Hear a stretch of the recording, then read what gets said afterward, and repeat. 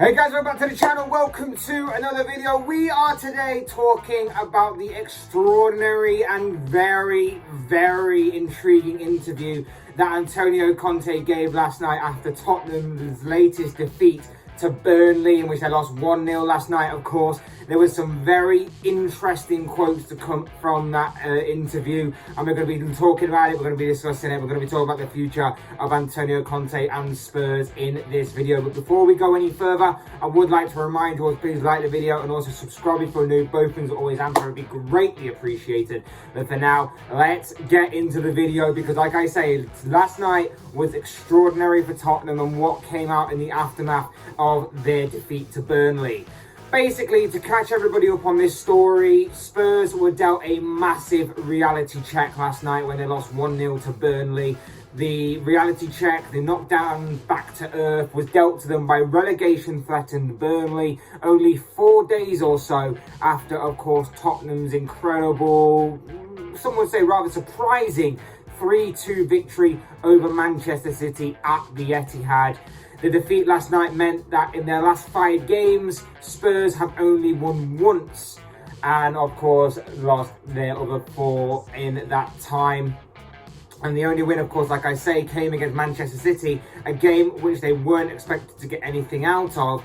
And over the course of that kind of sequence of games and that kind of series of games, their top 4 hopes have really been dealt a massive blow, especially considering that obviously Arsenal have several games in hand over them now and are above them. You've got Manchester United, who are currently in 4th and have been let off the hook massively despite themselves not being in the best of form right now.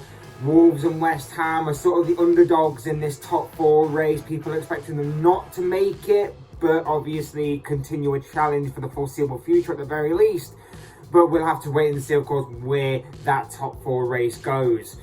But the key and interesting part to this was, of course, the aftermath of the defeats, the interview that Antonio Conte gave when he came out afterwards. The Tottenham manager, of course, has had the best of times during his 5 months. He's been in charge of the club for only 5 months. And during that time, he has produced some very eyebrow-raising quotes during his short spell in charge of Spurs, and they've all been due to his brutal honesty of his opinion and his reflection of how he sees this club. And it hinted big time yesterday as to what may happen to both him and Spurs in the near future. Some of Conte's quotes from last night basically state, he came out and he said, 4 defeats out of 5 is not good enough. This doesn't happen to me. I need to talk to the club. Tottenham have to make an assessment about the club, about me. We need to find the best solution. I can't accept to keep losing. I'm sorry.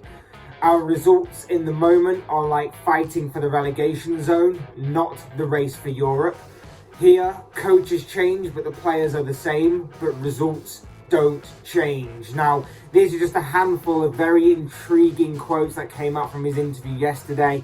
There were so many more, so if you've got the time, definitely do go and find them out for yourself, because they were incredible. And like I say, he's been in charge of this club for 5 months. It's taken 5 months for Spurs to break one of the best managers in world football right now. You look at it and you think, it's taken 5 months for them to break him, but at the same time, maybe he should have known what he was walking into. Maybe he should have had a clearer idea as to what job he was taking on in the first place. Now, maybe it was a case that he underestimated how big of a job he was taking on at Spurs. I don't know. I don't know what the thinking was, because let's face it, when we all heard the news that Conte was taking over at Spurs, we were all rather surprised that he would take on such a massive job. I mean, if we can see it, he should have definitely seen it. Maybe he thought that he was such a good manager that maybe he could turn things around. It hasn't instantly worked, and maybe in time, maybe things will change if obviously he gives it another chance and gives it another opportunity. Only time will tell. Like I say, his brutal honesty right from the get-go has seen him come out and blast the Tottenham squad for not being good enough. He questioned their ability, their mentality, and the whole kind of goal of achieving top four, whether that would be realistic or not. He also called out the squad for being weaker following the transfer business that Spurs conducted in January, of course, which was incredible to say the least, because you know, we all know what happened in January with Spurs in the transfer business, the Adama Traore and Luis Diaz deals as prime examples. But whilst it's quite refreshing for a manager to come out and be brutally honest and of how he sees the problems at his own club and how he highlighted Spurs' problems right off the bat, we know that they've been growing for years. This is like not really new to us as neutrals or rivals or even as Tottenham fans themselves. We knew this. We just expected Conte to produce more in this Tottenham squad because of the kind of manager that he is. It's difficult just to see where they go from here. Of course, there are several options, but even when you see them options, where did they go beyond that point? I would safely bet that this is a problem that's not the fault of the manager. We've seen managers come and go at Spurs over the past few years alone, since obviously the long reign of Pochettino. This doesn't seem to me like it's the fault of the manager. It's the club, it's the squad, it's the board, it's the people in power. This club has got a mental block that runs right to the very core of everything about this club. Whether it's on the pitch in regards to results, the squad bottles it. Whether it's in regards to things off the pitch, like transfers, the club bottles it. We saw that, like I say, Adama Traore and Luis Diaz are prime examples of this. In January, Tottenham did all the sweet talking, they did all the hard work, and then right at the 11th hour, they let Barcelona and Liverpool both swoop in on their deals to take them right out of their hands. By the way, just saying, I would have loved to have heard the conversation between Daniel Levy and Antonio Conte, with Levy having to explain to Conte how they missed out on both transfers when it's clear that Conte wanted both. I would have just loved to have heard that conversation and then having to come up with an alternative sort of route in regards to Tottenham's transfers. It just would have been incredible to me.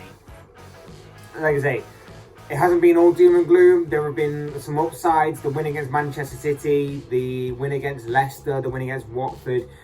They can happen, especially the Man City result. You know, you go against a team that...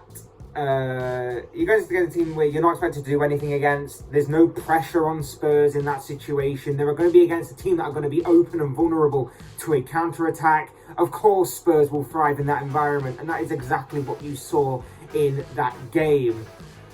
And it makes them look better than what they are, and they got a result. And then against Burnley, against a team that's going to sit back and have a solid defence, similar to the Wolves result a couple of weeks ago, when it's in Spurs' hands and they're expected to do something, they simply crack under the pressure. They struggle to break teams down, and that's exactly what we've seen in the past several games or so.